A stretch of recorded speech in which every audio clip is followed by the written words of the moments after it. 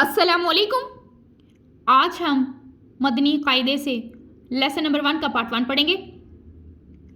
सबक नंबर 1 हरूफे मुफरदात के बारे में है। तो सबसे पहले हम ये जान लेते हैं कि हरूफे मुफरदात किसे कहते हैं। हरूफे मुफरदात यानी हरूफे तहज्जी 29 है। अलिफ से लेकर या तक जो हरूफ हैं ये 29 हैं और इन 29 हरूफ को हरूफे मुफरदात या हरूफे तहज्जी भी कहा जाता है। ये तो थे हरूफे मुफरदात।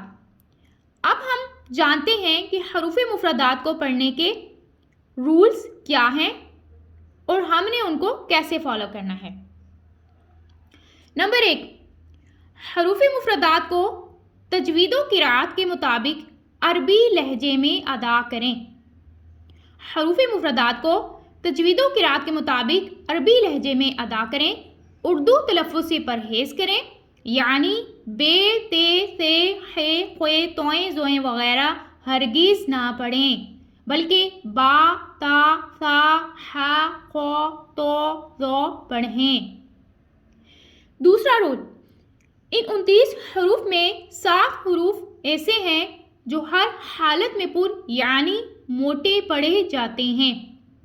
इन्हें हरूफे मुस्तालिया कहते हैं और वो 7 हरूफ ये हैं: खो, सौद, दोद, तो, जो, गैन, क़ाफ। इनका मजमुआ हुस्वा 2 3 क़िर है। हरूफे मुफरदात कितने हैं? 29 हरूफ में कितने हरूफ मोटे पढ़े जाते हैं? 7 हरूफ का नाम क्या है? हरूफे मुस्तालिया। और वो 7 हरूफ कौन कौन से हैं? खो, सौद, दोद, तो, जो, गैन, क़ाफ। उनका मजमुआ किसे कहते हैं?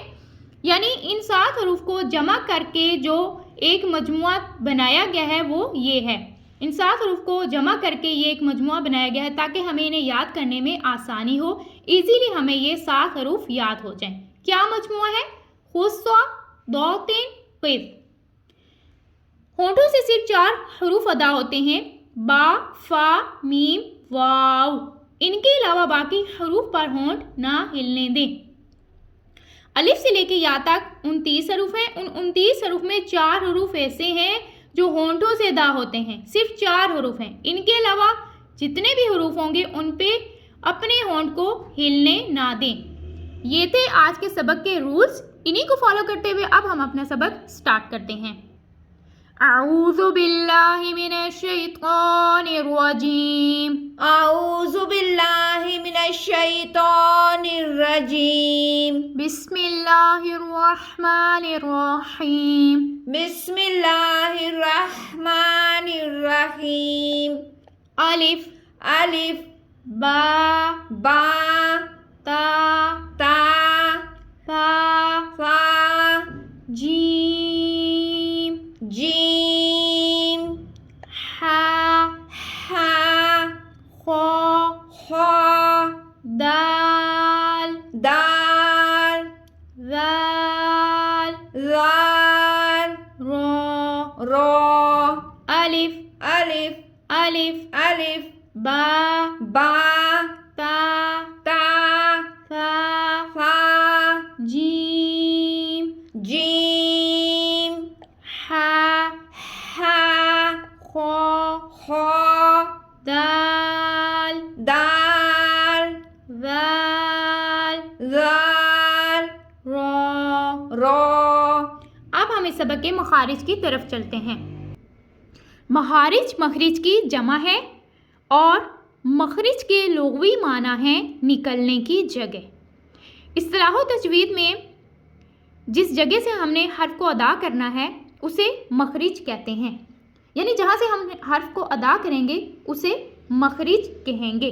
तो सबसे पहले हम अलिफ के बारे में जान लेते हैं कि अलिफ को हमने कहाँ से अदा करना है। अलिफ, अलिफ मुंह के हाली हिस्से से अदा होता है। अलिफ मुंह के हाली हिस्से से अदा होता है। देखें देखें, आ हमारा मुंह खुल गया, आ और लिफ, लिफ में क्या होगा कि हमारे ऊपर वाले दांत निचले होंठ से जाके लगेंगे, तो वहीं पे हमने अपनी आवाज़ को स्टॉप कर देना है। जब हम वहाँ पे आवाज़ को स्टॉप करेंगे तो हमारे अलिफ की अदायगी हो जाएगी। आ लिफ, अलिफ। नेक्स्ट बा, बा दोनों होंठों के तर हिस्से से अदा होता है। बा होंठों से अदा होने वाला लेटर है, फर्स्ट लेटर है, जिसको हमने होंठों से अदा करना है। होंठों के तर हिस्से से बा अदा होता है। बा को हमने बारीक अदा करना है और इसको एक अलिफ की मिकदार के बराबर खींच के अदा करना है। नेक्स्ट ता, ता जबान की नोक और ऊपर के दांतों की जड़ से अदा होता है। ता को हमने बारीक अदा करना है और जबान की नोक और ऊपर के दांतों की जड़ से ता अदा होता है। ता को भी हमने एक अलिफ की मिकदार के बराबर खींच के अदा करना है। अब जबान की नोक किसे कहते हैं हम उसको जान लेते हैं।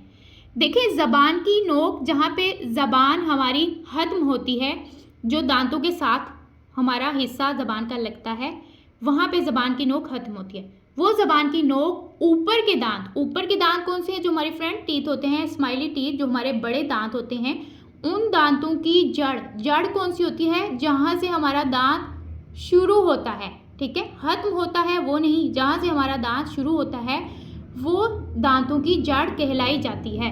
हमारी ज़बान की नोक ऊपर के दांतों की जड़ से जाके लगेगी तो ता की दुरुस्त अदायगी होगी। ता को हमने बारीक अदा करना है और एक अलिफ की मिकदार के बराबर खींच के अदा करना है। नेक्स्ट सा, सा ज़बान का सिरा और ऊपर के दांतों के अंदरूनी किनारे से अदा होता है। ज़बान का सिरा और ऊपर के दांतों के अंदरूनी किनारे से सा को अदा करेंगे। अब ये कैसे अब पता चलेगा कि ये ज़बान का सिरा है? देखिए जहाँ पे हमने ता को अदा करने के बारे में सीखा है कि ज़बान की नोक, ज़बान की नोक से थोड़ा सा ऊपर सिरा, सा की अदायगी कहाँ होगी? वही ज़बान की नोक होगी, उससे जो ऊपर, यानी ज़बान की नोक से ऊपर जो सर होता है उसका सिरा, वहाँ नोक से थोड़ा सा ऊपर वाला जो पार्ट है वहाँ से सा की अदायगी होगी। वो ज़बान का सिरा और ऊपर के दांत, जो ऊपर के दांतों की जड़ थी, उन जड़ से थोड़ा सा नीचे आएंगे तो वहाँ ज़बान के सिरे को लगाएंगे तो सा की अदायगी होगी। यहाँ पे क्या था ता में कि ज़बान की नोक ऊपर के दांतों की जड़ से जाके लगे थे तो वहाँ पे ता की अदायगी हुई थी। यहाँ पे क्या है? वही ज़बान की नोक, उससे थोड़ा सा ऊपर वाला हिस्सा जो है और वही जो दांत, ऊपर वाले दांत हैं, उनकी जड़ से थोड़े से नीचे वाले हिस्से में जाके उसका ज़बान का सिरा और दांतों के अंदरूनी किनारे से जाके लगाएंगे तो सा की अदायगी होगी। यानी ये दोनों करीब करीब ही हैं। और यहाँ पे भी क्या करना है? सा को हमने बारीक अदा करना है और नर्म लहजे में अदा करना है। सा को भी हमने एक अलिफ 2 हरकत की मिकदार के बराबर खींच के अदा करना है। अब सवाल यहाँ पे ये होगा कि एक अलिफ 2 हरकत की मिकदार का अंदाज़ा हमें कैसे पता चलेगा कि हमने इनको कैसे खींच के अदा करना है। देखिए यहाँ तक हमने सीखा बा, ता और सा, तीनों को हमने एक अलिफ 2 हरकत की मिकदार के बराबर खींच के अदा करना है। इसका अंदाज़ा हमने ऐसे लगाना है कि हमने अपनी मुट्ठी ऐसे बंद करनी है और 1 फिंगर ओपन करनी है और अपनी 1 फिंगर, जहाँ पे हमारी 1 फिंगर ओपन हो जाएगी वहीं पे हमने अपनी आवाज़ को स्टॉप कर देना है। अब यहाँ पे देखना है कि अपनी 1 फिंगर जो हमने ओपन करनी है उसको ना हमने फास्ट ओपन करना है ना ही हमने स्लो ओपन करना है, बल्कि हमने उसको नॉर्मल ओपन करना है। जैसे बा, ता, सा। अब यहाँ पे देखें तीनों को बराबर मिकदार में खींचा है और कैसे? बा, ता, सा। Next gym. अब जीम की मखरिज की तरफ चलते हैं। जीम ज़बान के दरमियान और तालु के दरमियान से अदा होगा। ज़बान के दरमियान और तालु के दरमियान से जीम को हम अदा करेंगे और जीम को भी हमने 3 अलिफ की मिकदार के बराबर खींच के अदा करना है। बा, ता और सा को हमने एक एक अलिफ की मिकदार के बराबर खींचा था। अब जीम में हमने क्या करना है कि अपनी मुट्ठी को इसी तरह बंद करना है और 3 फिंगर ओपन करनी है 1 बाय 1। जहाँ पे हमारे 3 फिंगर ओपन हो जाएंगी वहीं पे हमने अपनी आवाज़ को स्टॉप कर देना है। जैसे जीम, जीम। नेक्स्ट हा, हा हल्क के दरमियान वाले हिस्से से अदा होगा। हा को बारीक अदा करेंगे और ठंडी सांस के साथ इसको अदा करेंगे। हा को ठंडी सांस के साथ बारीक अदा करेंगे और हल्क के दरमियान वाले हिस्से से अदा करेंगे। अब ये कैसे हमें पता चलेगा कि हल्क का दरमियान वाला हिस्सा कौन सा है? देखिए, हमारी जो नेक है, हमारा ये गला कहलाया जाता है, ठीक है। इस गले के 3 हिस्से काट लें। जो इसका दरमियान वाला हिस्सा होता है इसे हल्क का दरमियान वाला हिस्सा बोलते हैं, ठीक है। ये हल्क होता है, इसका दरमियान वाले हिस्से। इस दरमियान वाले हिस्से से ये हाली हिस्सा होता है, इस दरमियान वाले हिस्से से ये हा अदा होगा और ठंडी सांस के साथ अदा होगा। इस हा को भी हमने एक अलिफ 2 हरकत के मिकदार के बराबर खींच के अदा करना है। नेक्स्ट खौ, खौ, खौ जो है ये हरूफ मुस्तालिया का फर्स्ट लेटर है, इसको हमने पुर यानी मोटा अदा करना है। खौ हरूफ मुस्तालिया का फर्स्ट लेटर है, इसको हम मोटा अदा कर रहे हैं। और यहाँ पे क्या कर रहे हैं कि खौ हल्क के ऊपर वाले हिस्से से अदा होगा। इसका मखरिज क्या है कि हल्क के ऊपर वाले हिस्से से खौ को अदा करेंगे।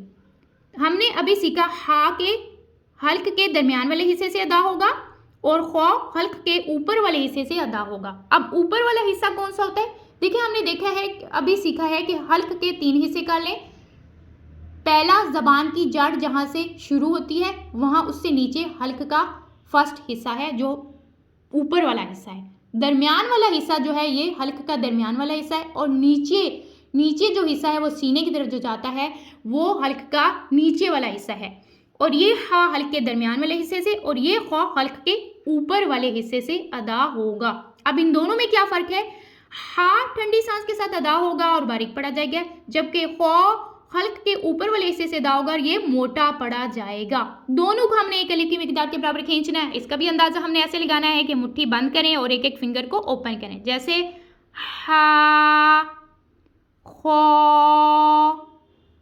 हा, खौ।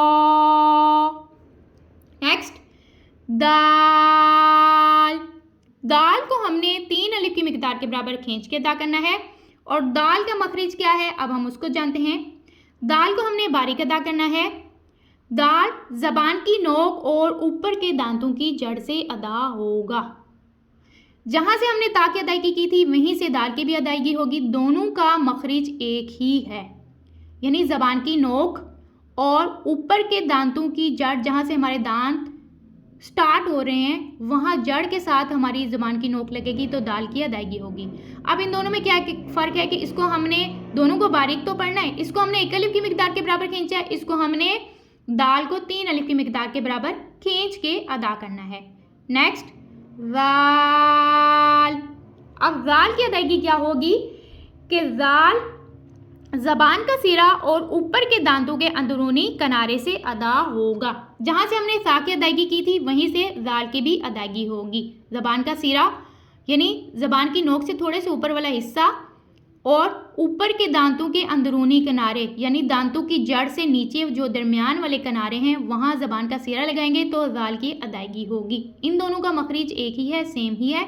दोनों को हमने नरमी के साथ अदा करना है, दोनों में सीटी की आवाज़ नहीं आनी चाहिए। ज़ाल को भी हमने 3 अलिफ की मिकदार के बराबर खींच के अदा करना है। अब हम दाल और दाल की कैसे अदा करेंगे अब हम वो जानते हैं। सबसे पहले हम दाल को पढ़ते हैं। दाल, दाल, दाल, दाल। नेक्स्ट रॉ, रॉ ज़बान की नोक और मुकाबिल के ताल्लुक से अदा होता है। रॉ कहाँ से अदा होता है? ज़बान की नोक और मुकाबिल के ताल्लुक से अदा होता है। अब ज़बान की नोक के बारे में हमने तो कई बार अभी सीख चुके हैं। वो कैसे है कि ज़बान की नोक जहाँ से हमारी ज़बान हमारी दांतों के पास हमारी ज़बान ख़त्म होती है ये ज़बान की नोक कहलाई जाती है, ठीक है। ये ज़बान की नोक जब मुकाबिल के ताल्लुक, अब मुकाबिल के ताल्लुक कौन से हमें ये कैसे पता चलेगा? ये ऐसे होगा कि जो हमारे ऊपर के दांत हैं उनकी जड़ से थोड़ा सा पीछे और तालु से थोड़ा सा नीचे, यानी ता को हमने कहाँ से अदा किया था, जबान की नोक और दांतों, ऊपर के दांतों की जड़ से। अब वही जबान की नोक होगी और दांतों की जड़ से थोड़ा सा पीछे वाला जो हिस्सा होगा वो मुकाबिल के तालु कहलाया जाएगा। वहां पे हमारी जबान की नोक जाके लगेगी तो रॉ की हमारी अदायगी दुरुस्त अदा होगी। जबान की नोक और मुकाबिल के तालु कहाँ से है कि जहाँ से हमारे ऊपर के दांतों की जड़ है, जड़ से थोड़े से पीछे वाला हिस्सा जो है वो मुकाबिल का तालु है। रॉ को भी हमने एक अलिफ की मिकदार के बराबर खींच के अदा करना है, इसको भी हम अदा करते हैं जैसे रॉ। अब हम इस सबक को विद द फिंगर टिप्स पढ़ते हैं।